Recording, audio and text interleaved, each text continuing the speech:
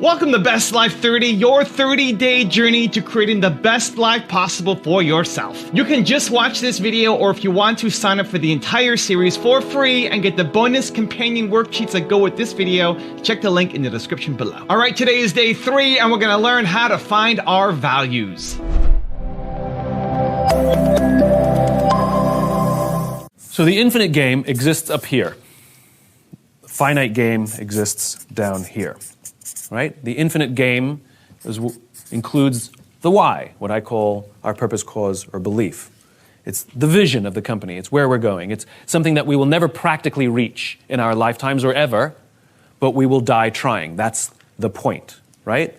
It's different from a big, hairy, audacious goal, which for all practical purposes you could reach. It may be difficult, but you could reach it. This is an ideal. It's a vision of the world. So my vision, I imagine a world in which the vast majority of people wake up every single morning inspired to go to work, feel safe when they're there, and return home fulfilled at the end of the day. That is my vision, right? We will never practically get there, but we will die trying. The United States was founded with a document called the Declaration of Independence, in which the document stated, all men are created equal. Now, the United States has not achieved that, and will never achieve that. But the country is at its best when we're trying to achieve that. Civil rights, women's suffrage, gay rights, universal education, universal healthcare, et cetera, et cetera. This is where our values exist. Our values are timeless. They do not change every year whenever we have a strategic offsite, and if they do, you have a problem. That happens in big companies. Every few years, a new CEO comes in and they have a values thing, and they change, and they change, and they change. No, your values are your values, right? And they're based on your founders, and they exist from patterns of how you operate when you are operating at your natural best. When your company is operating at its natural best, when all cylinders are firing, when you're in the flow, whatever euphemism you want to use, there is a pattern that emerges. And that pattern are your values. There's a minimum of 3, there's no more than 5. If there's more than 5, there's usually redundancy. You can find overlap, that you can find lowest common denominators. And they are intractable. These things are inherently intangible and hard to measure, right? Which is why they often get brushed aside. It's not that they don't exist, they're just hard to measure. Then down here you have the finite. It's what I call the what. It's all the tangible stuff, right? Things like our interests exist down here. Because they are tangible, they are inherently easy to see and easy to measure, like products sold, money taken in, things like that, right? Number of clients we have. The way you build an infinite business is you want to run all decisions first through your values and your cause, and then through your interests. That's how it works. Step number 2 in the process of structuring or creating this world-class life, your 5 non-negotiable values. Really important to look at your values. What are values? Values are what you're going to value as you go through your days, as you go through your weeks, as you go through your life. Values could be, what are mine? I value beauty. So I want to be around beauty as much as possible. I love art galleries. I love nature. I love sunset. I love looking at the stars. I love beautiful food, simply prepared with people who I love. I love beautiful conversations. I love beautiful books, because a home with a large library is a wonderful home to be in. So step number 2 in this process to set yourself up for a spectacular life, what are your 5 non-negotiable values? Maybe it's you'll be around beauty every day. Maybe it's no matter what the situation is, I will always live with integrity. Maybe one of your non-negotiable values will be, I will exercise even when I don't feel like it. Maybe one of your non-negotiable values will be family first. I don't know. These are just some things that I want you to think about. If you're familiar with my work, you know for the last 34 years, I've been just obsessed with wanting to know what makes the difference in the quality of people's lives. Why is it so many people have big dreams, but such a small number of people ever make those dreams a reality? And for those that do make it a reality, what is it that gets them not only to follow through, but then to enjoy what they have? I don't know if you've ever had the experience of achieving something that you've always wanted, and then afterwards thinking to yourself, is this all there is? It's one of the worst feelings in the worst. It's almost worse than failing, because when you fail, at least you know, hey, I can still find a way to make it happen. But when you succeed and you're not happy, you're not fulfilled, then you got a real problem. There's two things that control everything in your life. Every thought, every feeling, every emotion, every action you have in your life. What you're wearing today, whether you're going to turn this off within a few minutes or whether you're going to stick with me here for 2 or 3 minutes, is all controlled by two things: your beliefs and your values. Whatever you believe, if you think life is just a waste of time, doesn't matter what you do, or, you're big boned, then obviously you're not going to go for it. You're not going to try to lose weight. You're not going to go push for that next level of your career or your finances or your relationship or anything else. Beliefs control us, but so do our values. Some people, value just kicking back. Some people value making it happen. Some people value their family the most. Some people value love. But you know what the real challenge is? When we have values in conflict.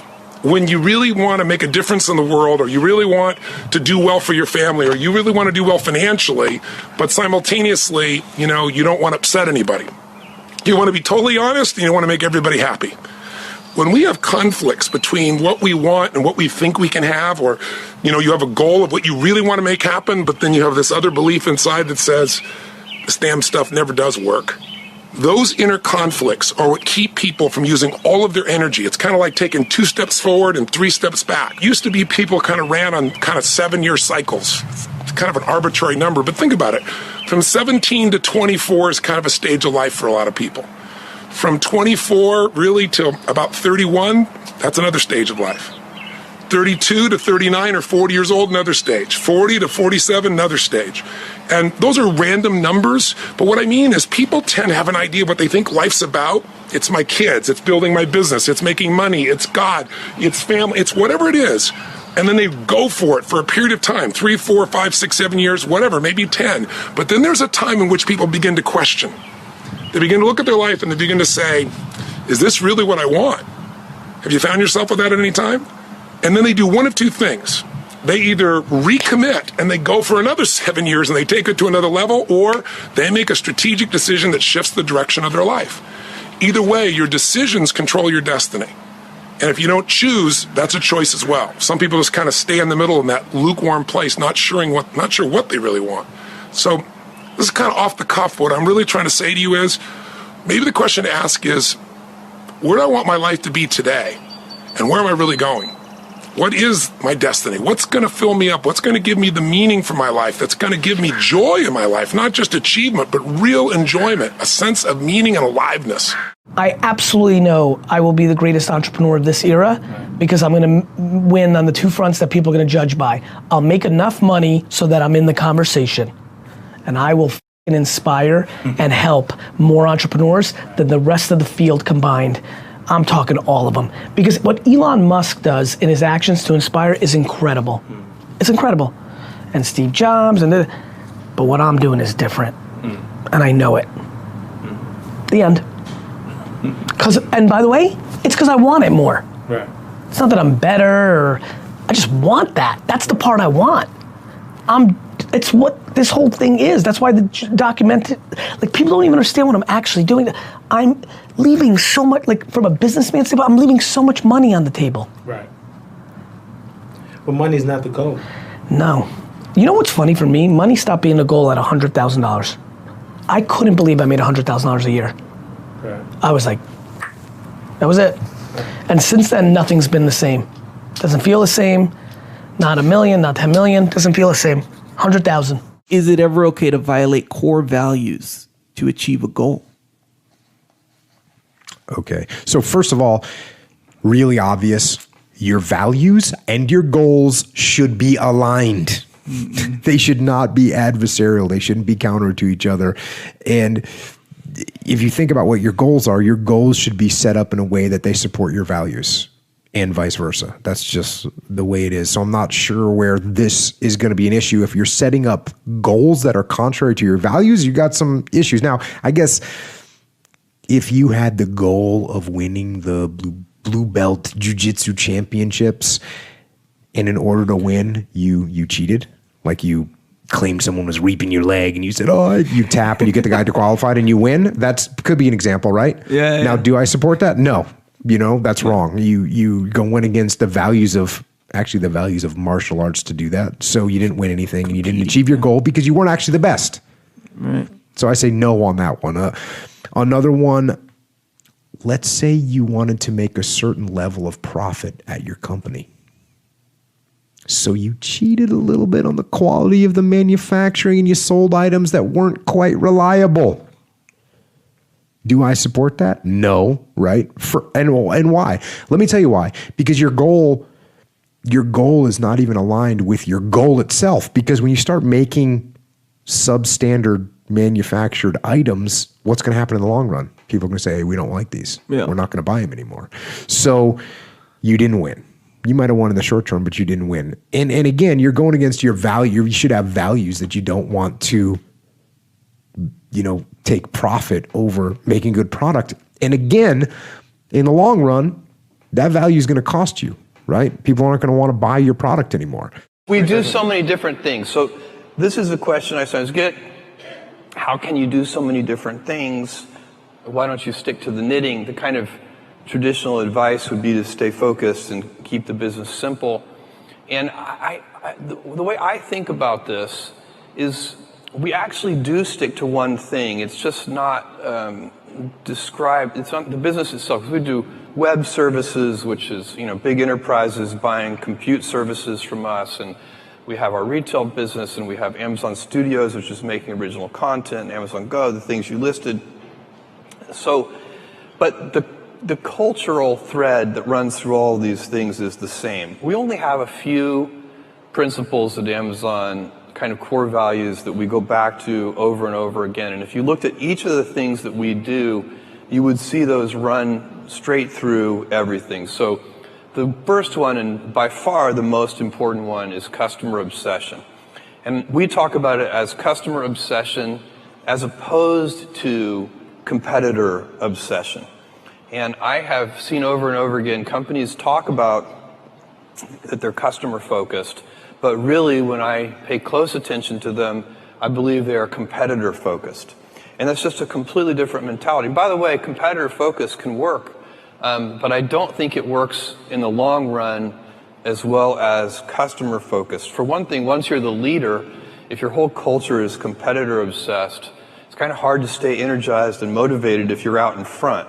Whereas customers are always unsatisfied, they're always discontent, they always want more, and so no matter how far you get out there in front of your competitors, you're still behind your customers.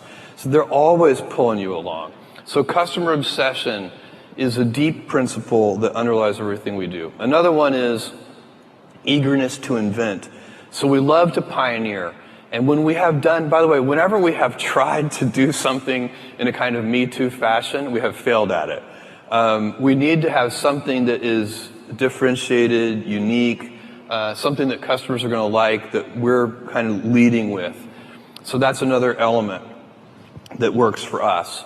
And then another one is long-term thinking. We are willing to take some time and be patient with our business initiatives, and that runs through everything. So a lot of our competitors might have 2 to 3 year kind of time frames, and we might have more of a 5 to 7 year sort of time frame. And then the last one, operational excellence. So literally, how do you have high standards around, identifying defects, fixing defects at the root, all of those kinds of things that lead to what I think also can be in a simpler way, just stated as professionalism, that you want to do things right just for the sake of doing them right. Values aren't created, they're discovered.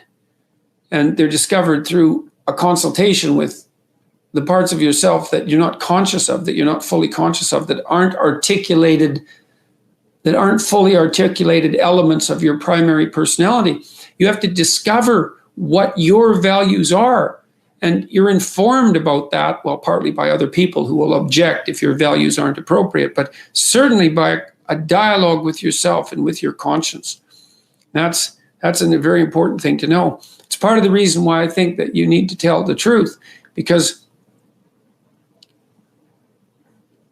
you're forced to negotiate with yourself to operate properly in the world. And if you've warped yourself, let's say, or some elements of yourself by engaging in self-deception and lies, and you're not now, because of that, you're not who you could be, and you don't live in the world as you should live in it, then when you discuss with yourself what your value should be, it will be as if you're discussing it with someone that you can't trust. And that's not good. Like, you can't afford that. Life is difficult and it contains many pitfalls. And unless you're careful and you sort yourself out properly and you aim high and walk on the straight and narrow path, you don't have a hope of understanding where you should be and at what time when the crisis hits. And the crisis will hit. Let's say I'm just really superficial and I value money more than anything. Like, I've got like a fleet of yachts and it's all I care about, you know? And then something happens in my life and I realize that that's pretty superficial. I should like grow up a bit and, you know, value something else. And it's not as simple as just deciding. Like, we've all had that experience in our lives where we wish we cared about something that we don't, or vice versa. We wish we didn't care about something that we do, and you can't just stop. And so the process that I describe in the book is that essentially before you can commit to a new value, you kind of have to like try them on. Like it's like going to a store and trying on a bunch of pairs of clothes. And the way you try on a new value is you need to sit down and visualize. And you can even write it out if you want. But it's like, let's say all I care about is my fleet of boats, and I want to try on a new value, like charity or something. I have to sit down and start asking myself, what would it mean for my life? What would it mean for me as a person if I didn't value those boats anymore? And that's a very hard question. It really messes us up because we realize that a lot of our relationships would probably fall apart. A lot of our business commitments would probably fall apart. A lot of our understanding of ourselves would be shaken up or questioned. And it's a very difficult thing to ask. And so, you know, most of the times when you see visualization taught in the self-help industry, it's like they take a guy who wants a fleet of boats and they say, visualize a fleet of boats. Now go get it. And it's like, no. What you need to do is take a guy who wants a fleet of boats and say, visualize not wanting a fleet of boats. What would that say about you? Who would you be if that thing you always desired was not your desire anymore? For me, I never did anything for money, right? So it was never about money. My experience has been when people do things for money, you make bad choices. Find what you love, and then you'll learn how to make money doing what you love. When I changed careers, I was never changing to something for money. I was changing to something I loved more.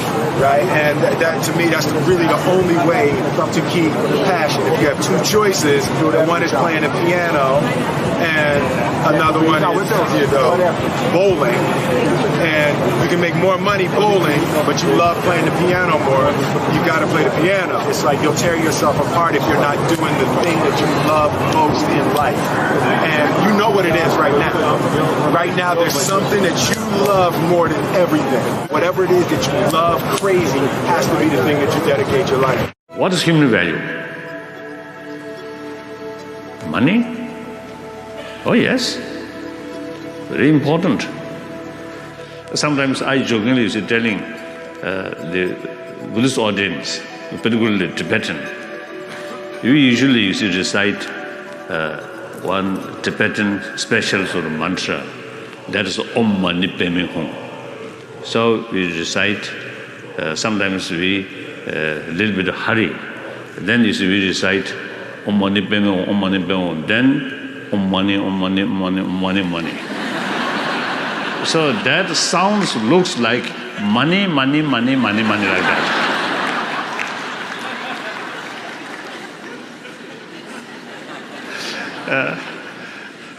So maybe dollar money, or pound money, like that.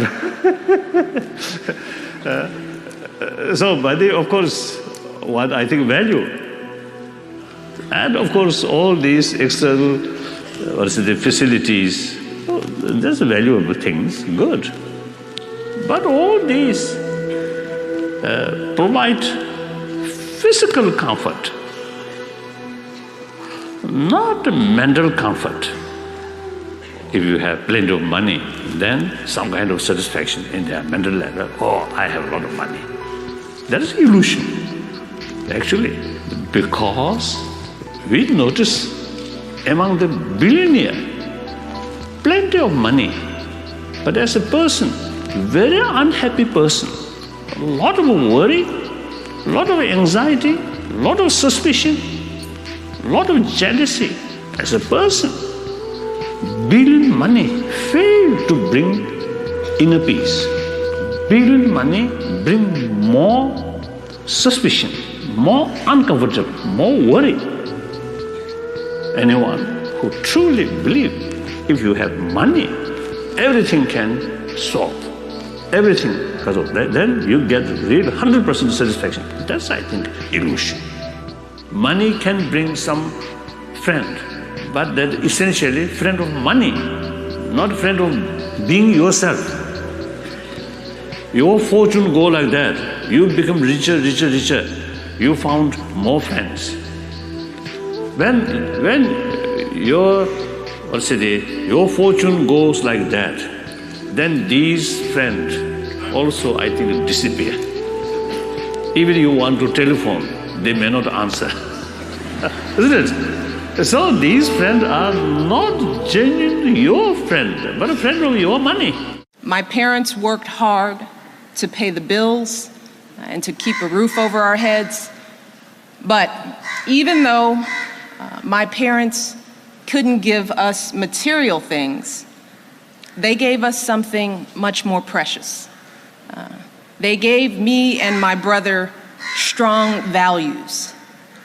They taught us to treat others with dignity and respect. They taught us to push for excellence in every single thing we did.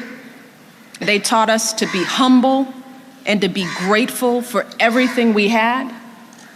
They taught us to put every last bit of effort into our education and to take pride in our work. They taught us that our circumstances didn't define us, and that if we believed in ourselves, if we made the most of every single opportunity, we could build our own destinies and accomplish anything we put our minds to. I had this idea that I was going to, buy and sell crash cars, right? So I'll buy it at $5,000, put $2,500 into it, and then sell it at $10,000. It's simple. And if you put the math together, I was going to do that every month, and then they would start compounding in 2-3 years. I was going to be a gazillionaire. Yeah. Pretty much simple. I had it all planned out. How'd that go for and you? I love joking and saying Mike Tyson's, theory is, everybody has a plan until they get punched in the face, and life will punch you in the face. I pretty much got punched in the face probably 6 months into it. And then I found myself working at Red Lobster with none of that money because I was trying to do it for money. Yeah. I really hate working on cars because I can't work on them. My hands are really buttery soft. My hands feel like veal. I'm not supposed to work on a car, man. And I'm thinking, At least you know that about yourself, though. I love that. I knew it myself after the first transmission, crushed my foot, and then I was real like, you know what? I think hats are better. But again, a lot of people out there chasing their dream, but their dream is to just be rich, and that's not a dream. If you try to go out and make money for the purpose of making money, first of all, you could end up in the wrong place due to it. You could be miserable. And then when you get it, if you don't have no goal on why you were trying to achieve this goal, you feel unfulfilled. The first thing that you have to ask is, what are your highest values? So for me, for example, my number one highest value is God. My number 2 value is my health. My number 3 value is my family. My number 4 value is contribution to the lives of others. My number 5th value is fun. So every day when I wake up, I think about what am I doing today to connect with God? For me. Yes. Just for me. It doesn't have to be, it's not religious, it's just for me. Then what do I need to do every day to make sure that I'm healthy? What I need to do every day to make sure that my family and my dear close friends who are part of my family, that I have the relationship that's rich. Then contribution. How do I use my passion, my gifts, my stories, my things I've not done well, things I have done well? How do I share that with the world? And in doing that, I feel good. And then I have to have fun. And so if I do those 5 things every day, then at the end of every day, I've had a great day. And if you have a lot of great days, then you end up with a really great life. And that doesn't mean that you don't have ups and downs and things that don't work and trouble that happens and things that come up. But if you keep your focus on what's important, then the rest of the stuff is really inconsequential. And there isn't 100 different things you have to do. There's 2 or 3 things in each one of the areas that's important to you that when you do those every day, you're so far ahead of the curve. I mentioned earlier the work Built to Last. It was very interesting. We were studying enduring great companies in contrast to others. I went back recently and realized we selected the study set for that study in 1989, 2 decades ago. All 18 of the Built to Last companies are still standalone, independent, and almost all of them very successful companies today. If you took a random sample of large publicly traded companies 20 years ago, what are the probabilities that all 18 in your random sample would be standalone, independent, and largely successful today? The number is less, the percentage is about 0.02% probability. Not only that, 15 of the 18 Built to Last companies lived through the 1930s depression. What do they teach us? What has enabled them to have that? What did we find that separated them? And what we found is that what really separated them was not necessarily that they had smarter strategies, although they often did, or that they were sort of more financially savvy, although they often were. It was because they were founded first and foremost and built always